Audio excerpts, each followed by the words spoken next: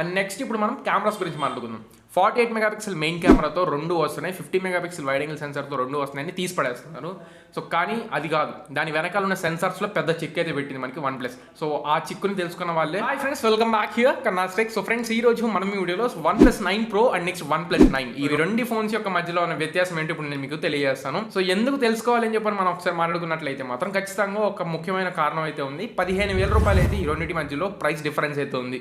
So 15,000 రూపాయలు పెట్టి extra పెట్టి మనం వన్ ప్లస్ 9 ప్రోని తీసుకోవాలా వద్దా అని చెప్పని ఇప్పుడు మనం తెలుసుకుందాం. సో తెలుసుకోవే ముందు నేను మొత్తం ఇప్పుడు మీకు 6 పాయింట్లు అయితే చెప్తాను. సో 6 పాయింట్లో మీకు నచ్చిన పాయింట్స్ ఉంటే మాత్రం ఈ 6 పాయింట్స్ మీకు నచ్చితే మాత్రం ఖచ్చితంగా మీరు వన్ ప్లస్ 9 ప్రోని అయితే యూజ్ చేసుకోవాలి. ఈ 6 పాయింట్లు నాకు అక్కర్లేదు అనుకుంటే మాత్రం మీరు ఖచ్చితంగా వన్ ప్లస్ 9 అయితే తీసుకోవచ్చు. అండ్ 9 కంటే బెటర్ వన్ ప్లస్ 8 ప్రో కూడా మీరు వెళ్ళిపోవచ్చు. సో ఈ కంప్లీట్ సంభాషణ మొత్తం మనం ఇప్పుడు వీడియోలో చూద్దాం. సో అంతకంటే ముందు మన ఛానల్కి కొత్తగా వచ్చినది మాత్రం కింద red colour subscribe button click చేసుకోండి అండ్ పక్కన ఉన్న బెల్ ఐకాన్ కూడా ట్యాప్ చేసుకోండి. సో ఇంకేం మాత్రం లేట్ చేయకుండా let's get started. So friends, first మనం ఒకసారి డైమెన్షన్స్ దగ్గర నుండి వద్దాం. సో డైమెన్షన్స్ చూసుకున్నట్లయితే వన్ ప్లస్ 9 ప్రో సరికి మనకి 197 గ్రామ్స్తో వస్తుంది, 16.33 సెంటీమీటర్స్తో వస్తుంది. అదే మీరు ఒకసారి వన్ ప్లస్ 9 చూసుకున్నట్లయితే మనకి 183 గ్రామ్స్తో వస్తుంది, 16.00 సెంటీమీటర్స్తో వస్తుంది. సో ప్రైస్ వెయిట్ డిస్ట్రిబ్యూషన్ చూసుకున్నట్లయితే మనకి 14 గ్రాములు అయితే వన్ ప్లస్ 9 ప్రో ఎక్కువ ఉంటుంది. అండ్ నెక్స్ట్ 0.3 ఇంచెస్ అయితే మీకు వన్ ప్లస్ 9 ప్రో హైట్ ఉంటుంది. నెక్స్ట్ మాట్లాడుకోవాల్సింది రెండు ఫోన్స్లో మెయిన్గా డిస్ప్లే. సో 6.77 ఇంచ్తో మనకి వన్ ప్లస్ 9 ప్రోతో వస్తుంది, 120 హెర్ట్జ్ ఫ్లూయిడ్ AMOLED డిస్ప్లే ఇది. కాకపోతే రెజల్యూషన్ చూసుకోండి, 3216 × 1440 పిక్సెల్స్ ఉంటుంది, 525 పిక్సెల్స్ పర్ ఇంచ్ డెన్సిటీతో వస్తుంది. చాలా మంచి డిస్ప్లే అని చెప్పుకోవచ్చు. LTPO టెక్నాలజీ కూడా మనకి దీంట్లో యూజ్ చేయడం జరిగింది. స్క్రీన్ టు బాడీ రేషియో చూసుకున్నట్లయితే 20.1:9 ఆస్పెక్ట్ రేషియోతో మనకి స్క్రీన్ టు బాడీ రేషియో అయితే వస్తుంది. అదే మీరు వన్ ప్లస్ 9 చూసుకున్నట్లయితే 6.55 ఇంచ్ స్క్రీన్తో వస్తుంది, ఫ్లాట్ డిస్ప్లేతో వస్తుంది. అండ్ నెక్స్ట్ ఇది 2400 × 1080 పిక్సెల్స్ ఉంటుంది, 402 పిక్సెల్స్ పర్ ఇంచ్ అయితే మనకి డెన్సిటీ అయితే ఉంటుంది. దీంట్లో మనకి LTPO టెక్నాలజీ అయితే లేదు. సో LTPO టెక్నాలజీ ఎక్కడ యూజ్ అవుతుందంటే మీకు గేమ్స్ ఆడేటప్పుడు నార్మల్ డిస్ప్లేకి LTPO డిస్ప్లేకి చాలా డిఫరెన్స్ అయితే ఉంటుంది. ఒక రకంగా చెప్పుకోవాలంటే చిన్న లేటెన్సీ అయితే మనకి తెలియకుండా మనం వాడే ఫోన్స్లో అయితే ఉంటుంది. సో అది కూడా తెలియకుండా మనకి LTPO టెక్నాలజీ అనేది చూసుకుంటుంది అనమాట. నెక్స్ట్ ఈ డెన్సిటీ మనకి వ్యారీ అవుతుందా, నెక్స్ట్ దేంతో ఈక్వల్ అని చెప్పనుకుంటే మాత్రం వన్ ప్లస్ 9 ప్రోతో మాత్రం ఏది ఈక్వల్ లేదు. కానీ వన్ ప్లస్ 9తో చూసుకుంటే మీకు బయట చాలా డిస్ప్లేస్ లభిస్తున్నాయి. Vivo V20 కానివ్వండి, and next Oppo Reno 5 Pro కానివ్వండి. సో ఆ డిస్ప్లేస్తో ఈక్వల్ అనమాట మనకి వన్ ప్లస్ 9 డిస్ప్లే వచ్చేసరికి 9 ప్రో మాత్రం చాలా మంచి డిస్ప్లే అని చెప్పుకోవచ్చు. నెక్స్ట్ మాట్లాడుకోవాల్సింది మనం కొన్ని ఫీచర్స్ అయితే ఉన్నాయి. So features like hyper touch అని చెప్పని, and next motion graphics smoothness అని చెప్పని, అండ్ నెక్స్ట్ అడాప్టివ్ డిస్ప్లే అని చెప్పని మనకి ఈ 3 ఫీచర్స్ అయితే మనకి వన్ ప్లస్ 9 ప్రోలో ఉన్నాయి, కానీ వన్ ప్లస్ 9లో మాత్రం లేవు. సో ఈ 3 ఫీచర్స్ కూడా మీకు కావాలనుకుంటే మాత్రం వన్ ప్లస్ 9 ప్రోని మీరు చూస్ చేసుకోవాలి. అండ్ నెక్స్ట్ టాపిక్ వచ్చేసరికి ప్రాసెసర్. సో ప్రాసెసర్ చూసుకున్నట్లయితే రెండింటిలో మీకు సేమ్ ప్రాసెసర్ స్నాప్డ్రాగన్ 888 ప్రాసెసర్తో వస్తుంది, Adreno 660 GPUతో వస్తుంది. అండ్ నెక్స్ట్ X6కి సంబంధించి 5G మోడెమ్ని రెండు ఫోన్స్లో మనకి ప్రొవైడ్ చేస్తున్నారు. అండ్ 8GB ర్యామ్ LPDDR5 కాన్ఫిగరేషన్తో వస్తుంది.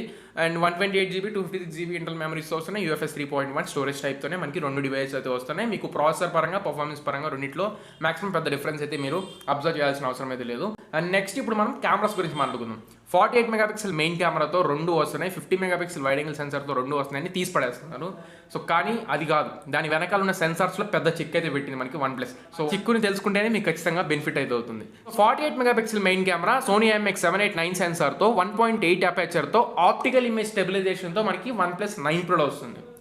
అదే 48 మెగాపిక్సెల్ కెమెరా మీకు Sony IMX689 సెన్సార్తో అపేచర్ f1.8తో, కాకపోతే ఆప్టికల్ ఇమేజ్ స్టెబిలైజేషన్ లేకుండా నార్మల్గా వస్తుంది 48 మెగాపిక్సెల్ కెమెరా. మీకు 789 సెన్సార్కి 689 సెన్సార్కి చాలా డిఫరెన్స్ అయితే ఉంటుంది.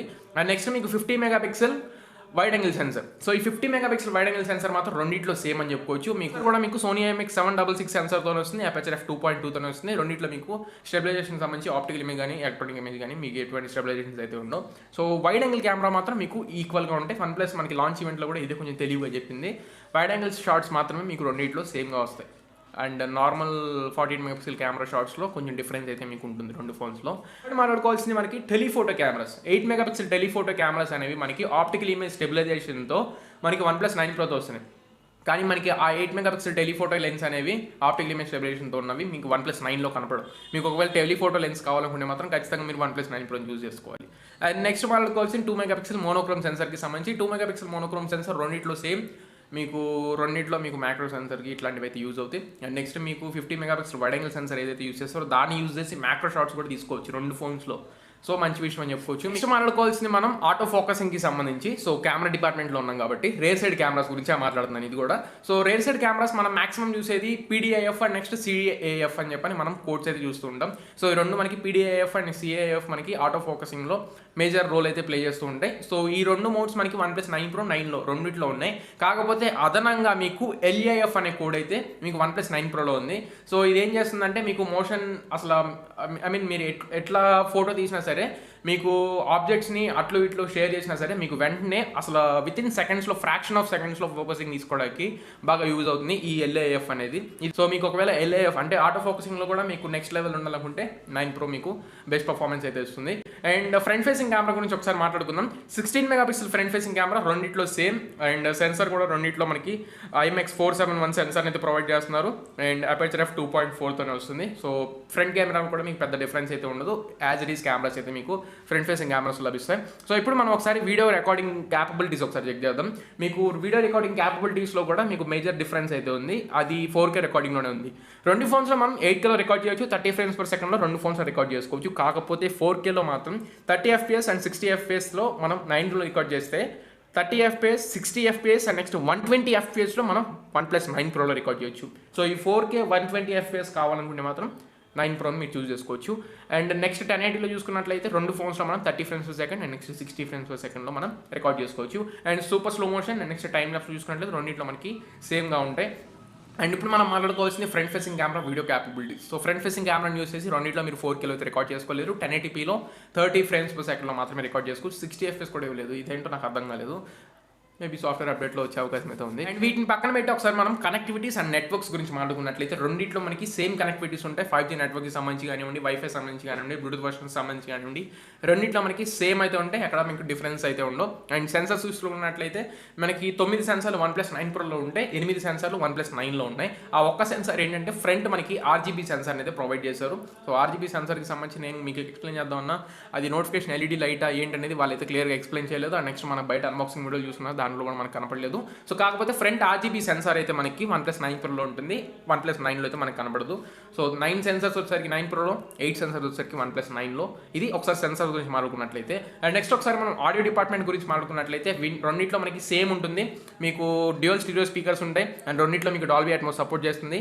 రెండింటిలో మీకు సెకండ్ నాయిస్ క్యాన్సిలేషన్ మైక్కి సంబంధించిన యాక్టివ్ నాయిస్ క్యాన్సిలింగ్ కూడా ఉంటుంది. లాస్ట్ మాట్లాడుకోవాల్సింది మనం ఒకసారి మల్టీమీడియా స్టాండర్డ్స్ గురించి. సో మల్టీమీడియా ఫార్మాట్స్లో చూసుకున్నా మీకు సేమ్ ఫార్మాట్స్, మీకు పెద్ద డిఫరెన్స్ అయితే ఎక్కడ ఉండదు. సేమ్ అన్ని కోడ్స్ ఏవైతే సపోర్ట్ చేస్తావో మ్యూజిక్కి సంబంధించి కానివ్వండి, వీడియోస్కి సంబంధించి కానీ, ఇమేజెస్కి సంబంధించి కానివ్వండి, అన్నీ మీకు రెండు ఫోన్స్లో సేమ్గా అయితే మనకి సపోర్ట్ చేస్తాయి. అండ్ నెక్స్ట్ ఇప్పుడు బాక్స్లో కంటెంట్స్ గురించి మాట్లాడుకున్న సేమ్ బాక్స్లో కంటెంట్స్ మీకు పెద్ద డిఫరెన్స్ అయితే ఏమీ ఉండదు. 65 వాట్ ఛార్జర్ రెండు బాక్స్లో వస్తుంది. మీకు ఎక్కడ డిఫరెన్స్ అయితే ఉండదు. కాకపోతే వచ్చే పౌచ్లో మాత్రం మీకు డిఫరెన్స్ అయితే ఉంటుంది. OnePlus 9 Proలో మీకు స్టైలిష్ మీకు దాన్ని ఏమంటారు సిలికాన్ కేస్ అయితే ప్రొవైడ్ చేస్తున్నారు. అదే మీకు OnePlus 9లో వచ్చేసరికి TPU కేస్ ప్లాస్టిక్ ట్రాన్స్పరెంట్ కేస్నే ప్రొవైడ్ చేస్తున్నారు. సో ఇది ఒకసారి బాక్స్లో కంటెంట్ గురించి ఒక చిన్న డిఫరెన్స్ అయితే. అండ్ ప్రైస్ చూసుకున్నట్లయితే మాత్రం 8GB 128GB OnePlus 9 Pro వచ్చేసరికి 65,000 రూపాయలు ఉంటే 8GB 128GB OnePlus 9 వచ్చేసరికి మనకి 50,000 ఉంది. సో అది ఒకసారి మనం ప్రైస్ గురించి కూడా డిఫరెన్స్ మాట్లాడుకున్నట్లయితే. సో ఇప్పుడు నన్ను అడిగితే OnePlus 9 తీసుకోవాలా 9 Pro తీసుకోవాలనుకుంటే మాత్రం మీరు OnePlus 9 Pro తీసుకునే క్యాపబిలిటీ ఉంటే మాత్రం ఖచ్చితంగా OnePlus 9 Proని తీసుకోండి. లేదు నాకు OnePlus 9 Proకి అంత బడ్జెట్ పెట్టాల్సిన అవసరం అయితే నాకు అనిపించట్లేదు అనుకోండి మాత్రం కళ్ళు మూసుకొని OnePlus 9 వద్దు, OnePlus 8 Pro తీసేసుకోండి. వైడ్ యాంగిల్ కెమెరాస్ యూజ్ చేసి నాకు పెద్ద పెద్ద షార్ట్స్ తీస్తానంటేనే మీరు OnePlus 9 సిరీస్కి రండి. మీకు వైడ్ యాంగిల్ సెన్సార్ యూజ్ చేయను అనుకుంటే మాత్రం OnePlus 8 Pro high end device అనమాట. దాన్ని బీట్ చేసి ఈ ఫోన్ తీసుకోవాల్సిన అంత గొప్పగా అయితే ఏమీ లేవు. అండ్ MEMC టెక్నాలజీ కూడా మనకి OnePlus 8 Proలో వాటిలో ఉన్నాయి. వీళ్ళేంటో మళ్ళీ LTO డిస్ప్లే అని చెప్పని, LTO టెక్నాలజీ అని చెప్పని ఒక మార్కెటింగ్ స్ట్రాటజీని అయితే మనకి ఒక స్కిట్ లాగా రోల్ ప్లే చేస్తున్నారు అంతే. ఇది జస్ట్ మార్కెటింగ్ స్ట్రాటజీ. మీరు డిస్ప్లేస్లో కూడా OnePlus 8 Pro అనేది ఖతర్నాక్ డిస్ప్లే. మీరు 60,000 రూపాయలు పెట్టి 8 Proనే తీసుకోవచ్చు. ఇంకొక మీరు యాడ్ చేసుకోవాలనుకుంటే 60,000 ఇంకొక 5,000 యాడ్ చేసుకుంటే మీకు జస్ట్ అప్గ్రేడే కానివ్వండి 9 Pro. మీరు OnePlus 8 Pro తీసుకునే లెక్కైతే OnePlus 8 Pro తీసుకోండి, 55K ఉంటుంది. ఆ 5,000 యాడ్ చేసి మీరు OnePlus 8 Proని తీసుకోవచ్చు. సో అది ఫ్రెండ్స్ నా జెన్యున్ రివ్యూ అయితే నాకు అనిపించింది. మీకు OnePlus 9తో కంపేర్ చేస్తే 8 Pro అనేది చాలా బెస్ట్ డివైస్ అవుతుంది in terms of display and in terms of any other aspects. So ఇది ఇవాంటి మన వీడియో అయితే. ఈ వీడియో మీకు నచ్చింది అనుకుంటున్నాను, నేను తప్పకుండా యూస్ఫుల్ అని అనుకుంటున్నాను. నచ్చితే లైక్ చేయండి, మీ ఫ్రెండ్స్ అందరికి షేర్ చేయండి, మీ ఫ్రెండ్స్ అండ్ ఫ్యామిలీస్కి షేర్ చేసి వాళ్ళు మన ఛానల్ని సబ్స్క్రైబ్ చేసుకోమని చెప్పండి. So this is your Kanna for షోలీ see next video signing off my friends.